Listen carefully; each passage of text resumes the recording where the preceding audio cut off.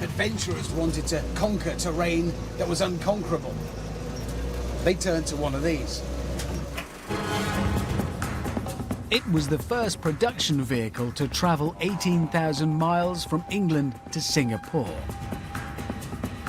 The first to cross the Bering Strait. And the machine of choice for Ranulph Fiennes on his epic transglobal expedition.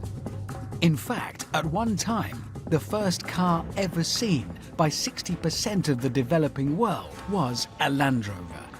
And on top of that, it's been in production for 67 years.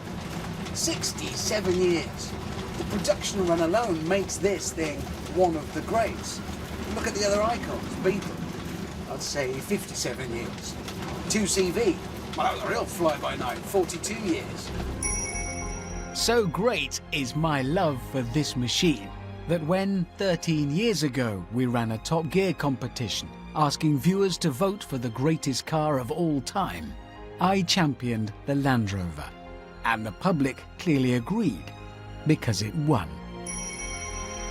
I drove a Series 1 in that film. It was old and tatty and worn, but I fell so completely in love with it that I actually bought it so I could restore it.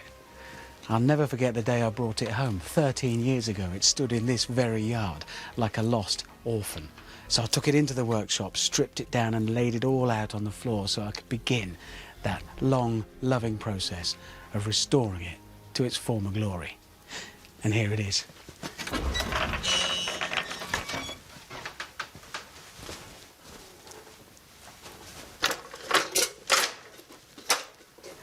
Yeah, I mean, I have been really busy. And the thing is, it's good to have a lot of spare parts, because Land Rovers break down a lot, so you never know.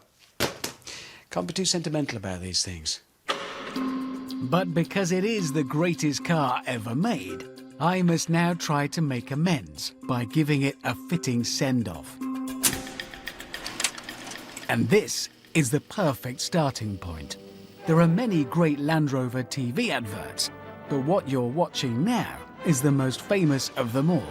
This is the one where it winches itself up a vast, steep dam.